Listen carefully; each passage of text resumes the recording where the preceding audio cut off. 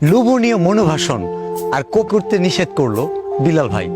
আর এতে আপনারা উঠে পড়ে লাগলেন যে বিল্লাল ভাই এই কথা কেন বললো, তাকে ইন্সপায়ারেশন ভাবি, সে আমাকে কেন এই কথা বলবে? হ্যাঁ, সে কি একাই টাকা কামাবে, আমাদের তো দরকার নাই? হ্যাঁ, অফকোর্স দরকার আছে। তাহলে বিল্লাল ভাইয়ের এই প্রসঙ্গে যখন আপনারা আপনাদের মতো করে কথা বলার চেষ্টা করতেছেন, ভিডিও বানাচ্ছেন, কেউ গালি দিচ্ছেন, কেউ তালি দিচ্ছেন, কেউ পক্ষে কেউ বিপক্ষে, এই যে বিভিন্ন যুক্তি দেখাইতেছেন, কেউ আবার রোস্টিং করতেছেন, আবার কেউ মানে জীবনে রোস্ট করেন না, এটাই হয়তো ফার্স্ট টাইম রোস্ট, কিন্তু আপনি জানেন না যে আপনার রোস্টিং স্কিল আছে। তো বিল্লাল ভাইকে ছোট করতে গিয়ে বা বিল্লাল ভাইকে বড় করতে গিয়ে আপনি কিন্তু নিজেরে খুঁজতেছেন। বিল্লাল ভাই তো এটাই চাইছিল যে কপি না করে এমন কিছু বানান যে ভিডিওকে এখন পর্যন্ত বানায় নাই। কেউ একজন বিল্লাল ভাইকে রাগে কি পায়ের থেকে জুতা তুলো, এটা তার পারিবারিক শিক্ষা, এটাও একটা স্কিল, কারণ এর আগে এই ধরনের ভিডিও বানায় নাই, যদিও সেটা অনেকের পছন্দ হয় নাই, বাট আই অ্যাপ্রিসিয়েট, কারণ সে নিজেকে প্রেজেন্ট করছে, তার এই যে চিন্তাধারার বহিঃপ্রকাশ করছে। যদিও অনেকের কাছে ভালো লাগে নাই, বাট আমার প্রত্যেকটা ভিডিও ভালো লাগছে, গালি দেন আর তালি দেন। ফ্যাক্টরটা হচ্ছে যে এই যে আপনারা যে কপি ছেড়ে দিয়ে মানে কপি করা বাদ দিয়ে নিজে কিছু বলার ট্রাই করতেছিলেন, আমি তো সেটাই চাইছিলাম। বিল্লাল ভাই যদি বলতো ভাই কপি করেন না, তারপরেও করতেন। কিন্তু বিল্লাল ভাই যখন লোভনীয় মনোবাসন বললো, হ্যাঁ ভাইয়া এটা কেন বললো, আচ্ছা 3 মাসের ইনকাম 44 লাখ টাকা। আপনি খোঁজ নিয়ে দেখেন যারা গার্মেন্টস মালিক আছে 3 মাসে 44 কোটি টাকা ইনকাম করতেছে। ওই গার্মেন্টসের ওই 44 কোটি টাকা তো আপনি ইন্সপায়ারেশন হইতেছে না। কেন হইতেছে না? কারণ বিল্লাল ভাই ফেসবুক থেকে কামাইছে। গার্মেন্টস দেওয়া তো অনেক কঠিন ব্যাপার, ফেসবুক তো ইজি। তো ইজিটা আপনার ইন্সপায়ারেশন তো ওই 44 লাখ আসবে না। ইন্সপায়ারেশন এই ইজিটা বিল্লাল ভাই কিভাবে করলো, এই 44 লাখ আর্নিংয়ের পিছনের স্টোরি জানেন, ওই গল্পটা জানেন, ওইটাকে জানার চেষ্টা করেন, বোঝার চেষ্টা করেন। ওইখান থেকে আপনার হতে পারে ইন্সপায়ারেশন থাকতেও পারে, সবার জন্য না, কারো কারোর জন্য থাকতেও পারে। কারণ যে আমার চেয়ে আগে আছে তার কাছে এইগুলো ইন্সপায়ারেশনের কিছুই নাই। তো এই যে যে ব্যাপারগুলো দেখতেছি কন্টেন্ট, এবং দেখতেছেন বিল্লাল ভাইকে গালি দিলেও ভিউজ হচ্ছে, তালি দিলেও ভিউজ হচ্ছে, এবং তালি দেওয়ার চেয়ে গালি দিলে এখন বেশি হচ্ছে। সো আপনারা গালাগালি শুরু করলেন, এইটাও আবার কপি হইতেছে। কেন ভাই? একজনে গালি দিলেন বাংলায় দিলেন, আরেকজন ইংলিশে দিতে পারতেন। That is call creativity. আমি যেটা বুঝাইতে চাইতেছিলাম যে আমাকে নিয়ে যে কন্টেন্ট হলো, কি কন্টেন্ট হইলে আরো মাস্টারপিস কন্টেন্ট হইতো, যেগুলো আপনারা দেন নাই। ক্রিয়েটিভিটি ইউজ করলে আরো ভালো করতে পারতেন। যেমন ধরেন আমরা স্কুল লাইফে যখন পড়ছি, কলেজে যে বিতর্ক প্রতিযোগিতা হইতো, যে আজকের বিতর্কের বিষয় নির্ধারণ করা হয়েছে, আমি এটাকে অনুপ্রেরণা বলবো না, এটা কেবল লোভনীয় মনোবাসন। এই বিষয়ের বিপক্ষে আছে আমাদের অমুক, পক্ষে আছে অমুক অমুক, এবং দলনেতা হিসেবে অমুক আছে। এই যে যুক্তি খণ্ডন করতেন, এখানে একদল যুক্তি দাঁড় করাইতো, না বিল্লাল ভাই এটা এইভাবে বুঝায় না, এটা আপনারা বুঝতে ভুল করতেছে। আরেক ভাই বুঝাইতো, না সেইটাই বুঝাইছে, আমরা যেটা বুঝছি সেটাই সঠিক। তাহলে এটা ক্রিয়েটিভ কন্টেন্ট হইতো, সেটা হয়তো 15-20 মিনিট বা আধা ঘন্টার কন্টেন্ট হইতো। সেই কন্টেন্টের ভিউয়ার অনেকেই থাকতো। যদি বিলিভ না হয় বানায় দেখেন, 100% হিট করবে। এটা ছাড়াও বিল্লাল ভাইয়ের কিছু কন্টেন্ট আপনারা গাঁটতে পারতেন।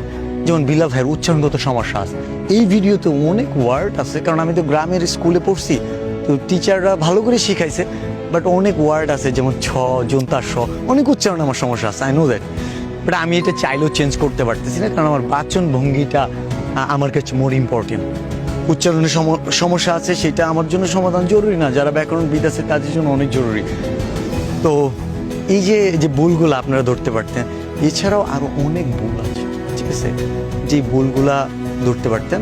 আর তাছাড়া হচ্ছে এই যে রোস্টিং, যে যারা ভিউজ পাইছেন, যে বিল্লাল ভাইকে গালি দিয়া বা বিল্লাল ভাইকে তালি দিয়া, আপনারা ট্রাই করুন কেন বিল্লাল ভাইয়ের কাছে কেন পড়ে থাকবেন? কারণ বিল্লাল ভাই এই কিছুদিন পরে বিল্লাল ভাইকে ছুঁড়ে ফেলে দিবে, এর আগে অনেককে ফেলছে না, তো বিল্লাল ভাইকেও কেউ চিনবে না, জানবে না।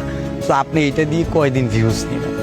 আমি চাই যদি আপনি রোস্টিং ভালো পারেন, যে আমি প্রথম জীবনে উল্টাপাল্টা কন্টেন্ট বানাইছি, বিল্লাল ভাইকে নিয়ে ভালো হিট করছে, সো ঠিক আছে, মাঝে মধ্যে আমি ট্রাই করবো, সো আপনারা ট্রাই করতে পারেন। এবং আমি লং কন্টেন্টের একটা গ্যাপ দেখলাম, সবাই ওই ছন্দ দিয়ে 20 সেকেন্ডে কথা বলেন। কেন? বিল্লাল ভাইয়ের এই বিষয়টা তো চাইলে 5-10 মিনিটে সুন্দর করে গোছায় দেওয়া যেত, পক্ষে বলা যেত, বিপক্ষে বলা যেত। ক্রিয়েটিভিটিটা আসলে আমাদের ভালো লাগে না। এই যে এখন এটা বলতেছি, এইখান থেকেও ভুল ধরবেন, ভুল ধরে ওই 4 লাইন 6 লাইনের ছন্দ বলবেন, কিন্তু এই কথাটার পয়েন্টটা মানুষকে ইজিলি বুঝাই দিবেন, এটার জন্য প্রেজেন্টেশন স্কিল দরকার, যেটা আমাদের অনেকেরই নাই। আর আমি চাইতেছিলাম প্রেজেন্টেশন স্কিলটা গ্রো হোক। বিল্লাল ভাইয়ের মতো কিন্তু বিল্লাল ভাই হতে চায় না। ওই কন্টেন্টগুলো মানুষ দেখতো, আমি দেখাইতাম, মানুষ না দেখলে আমি অন্য কিছু ট্রাই করবো। আর যেহেতু মনে হইতেছে যে এই কন্টেন্টগুলো ভাইরাল হয়, এই কন্টেন্ট বললেই ভিউজ হবে, ঠিক আছে করেন, আমি আপনাদের ডিস্টার্ব করবো না। আর আরেকটা জিনিস বলবো, যারা আমাকে অহংকারী বলতেছেন তারা কিন্তু আরেকটা ভুল করতেছেন। বিল্লাল ভাই অহংকারী এটা বলতে গিয়া আপনি যে একজন হিংসুক সেটাও প্রমাণ করে দিচ্ছেন। বিল্লাল ভাই অহংকারী কিন্তু আপনি নিরহংকার, আপনার কোনো অহংকার নাই। আপনি সেটা প্রেজেন্ট করেন যে আপনার অহংকার নাই, আপনার কাজ কথা দিয়ে তুলে ধরেন। কিন্তু যখন বিল্লাল ভাইয়ের অহংকারী এটা বলতেছেন, তখন কিছু মানুষ বুঝতেছে আপনার ভিউজ দরকার, কারণ কিছু মানুষ তো আমাদেরও ভালোবাসে। কিছু মানুষ বলতেছে না, আপনি এইটা বললে মানুষের ফ্রেমে আসতে চাচ্ছেন। তো নিজেকে নিরহংকার প্রমাণ করেন। বিল্লাল ভাই অহংকারী, বিল্লাল ভাইকে বয়কট করেন, বিল্লাল ভাইকে ভালোবাসেন না। অহংকারী মানুষকে আমি নিজেও পছন্দ করি না। ক্লিয়ার? যাদের কাছে মনে হবে। আর যদি কখনো আবার মনে হয় যে না আমি ভুল বুঝছিলাম, না ও মানুষটা এরকম না, তো ভুল শুধরাবেন, সেটার জন্য ওয়েলকাম। বিল্লাল ভাই জানে 100 মিলিয়ন মানুষ ফেসবুক ইউজ করে, 2 মিলিয়ন মানুষ ফলো করে, তার মানে 98 জন মানুষেরও এখনো মন জয় করতে পারে নাই। আর বিল্লাল ভাই 98 মিলিয়ন ফলোয়ারের জন্য অনলাইনে আসে না। বিল্লাল ভাইয়ের টার্গেট যা ছিল ফিল আপ হয়ে গেছে আলহামদুলিল্লাহ। সোশ্যাল মিডিয়াতে যদি আমি আর নাও থাকি, আমি শুধু একটু ইচ্ছা ছিল যে আমাকে কিছু মানুষ চিনবে, আর আমার প্রেজেন্টেশন স্কিল, এই যে কথা বলতেছি, স্কিলটা গ্রো হবে, কারণ এটা আমার জবের জন্য দরকার ছিল। আরেকটা জিনিস হচ্ছে যে বিল্লাল ভাই তাহলে তুমি কেন জব ছেড়ে চলে আসলা, তুমি কি লুবে পড়ে আসছো? আমি যে সময় জব ছেড়ে আসি ওই মাসেও আমার লাস্ট আর্নিং ছিল 1,49,000 টাকা। মানে আমি দেখতেছি আমাকে এই 9 ঘন্টার ডিউটি যে রিটার্ন আউটপুটটা দিতেছে, যে এফোর্টটা আমি ওইখানে দিতেছি তার চেয়ে অনেক কম এফোর্টে, কারণ আমি একটা সাকসেস লেভেল তখন চলে আসছি, তার চেয়ে বেটার আউটপুট দিতেছে।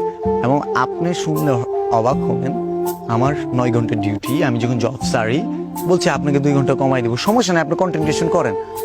আমি বলছি না, আমি আসলে কোম্পানির সাথে চিট করতেছি। কীভাবে? আপনি তো ভালো কাজ করেন না। আমি যখন ফোন স্ক্রল করতেছি, ফেসবুক ইউজ করতেছি, আমি আমার কাজ নিয়ে বিজি হইতেছি।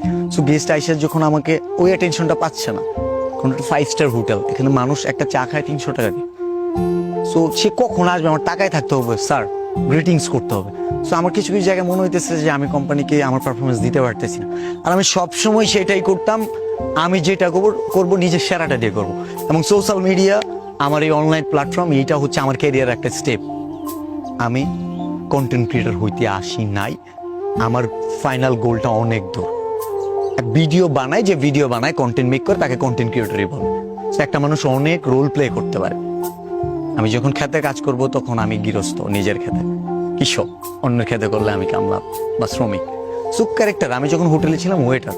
আর একটু ক্লিয়ার করি, অনেকেই ওই যে সামান্য হোটেল বয়, হ্যাঁ সামান্য হোটেল বয়, কিন্তু জার্নি জানেন, আপনার তো না জেনেই বলতেছেন হ্যাঁ আমার কাজটা সামান্য, কিন্তু রেসপন্সিবিলিটি অনেক ছিল। আমি ওই সামান্য কাজ করতে গিয়ে এই হাত দিয়ে 28টা দেশের নৌপ্রধানকে কফি বানায় খাওয়াইছি। আমার চোখে দেখার সুযোগ হয়েছে, আমি 28 লাখ টাকা দিয়েও পাবো না। এবং অনেক দেশের অ্যাম্বাসিডরকে ফেস করছি, যাদেরকে সার্ভিস করছি, অনেক বায়ারের সাথে কথা বলছি। যে ইন্টারন্যাশনাল গ্রিটিংস, আমাকে ওয়ার্ল্ডের যে কোনো দেশে ছেড়ে দিলে আমি কাজ করতে পারবো, আমি কমিউনিকেশন করতে পারবো। আমি কিন্তু আইএলটিএস করি নাই, আমার ইংলিশে প্রচুর ভুল আছে, বাট আমার কনফিডেন্স আছে। আমি জানি যে ল্যাঙ্গুয়েজটা হচ্ছে এমন একটা জিনিস যেটা ভাব প্রকাশ করার একটা মাধ্যম। আমি যাকে বলতেছি সে বুঝতেছি কিনা, ফ্যাক্টরটা এটা। তো এই কথা, আপনারা ভালো কাজ করেন। বিল্লাল ভাইকে নিয়ে চর্চা ছাড়াও আরও অনেক কাজ আছে, এগুলোও করেন। আমার কাছে মনে হয় যে এটা একটু ডিস্টার্ব লেভেলে চলে গেছে। আর আমি কিন্তু আমার কন্টেন্ট কপি করতেছি সে অনেক আগে থেকে, আমি কখনো বলি নাই। বিল্লাল ভাইকে নিয়ে টক অফ হোসাইন নাম একটা ছেলে মালয়েশিয়া থাকে, ওই ভাইয়া হচ্ছে একটা ভিডিও বানাইলো, অনুপ্রেরণা, আরেক নাম থটস অফ বিল্লাল ভাই, মায়ের পেট থেকে কেউ শিখে আসেন। এই কথাটাও তো ওই সে বলছে, ঠিক আছে? এটা তো আপনার কথা ছিল না। যখন সবাই সেম জিনিসটা, মানে ভিউজ দেখে সবাই কপি করতেছে, একটু ডিস্টার্ব লাগতেছে। কেন লাগতেছে? রিপিট কন্টেন্ট দেখতে মন চান, ব্যাপারটা বুঝছেন? এই যে বিল্লাল ভাই সারাদিনে একটা ভিডিও বানায়, দিনে 10টা ভিডিও বানালে বিরক্ত লাগে। তো আপনারা যখন রিপিট কন্টেন্ট বানান, তখন ফেসবুকে যারা স্ক্রল করে, ফেসবুক যারা ইউজ করে, তাদের বিরক্ত লাগে, ব্যাপারটা বুঝছেন? তারপরে যদি অহংকারী বলেন, আপনি নিরহংকারী, এটা প্রমাণ করেন। প্লিজ, আপনি যে হিংসুক এটা প্রমাণ করতে যাবেন না। ভালো থাকবেন। আর আমার ভালোবাসার মানুষরা আমাকে ভুল বুঝবে না, আমি এটা ভালো করে জানি। আসসালামু আলাইকুম।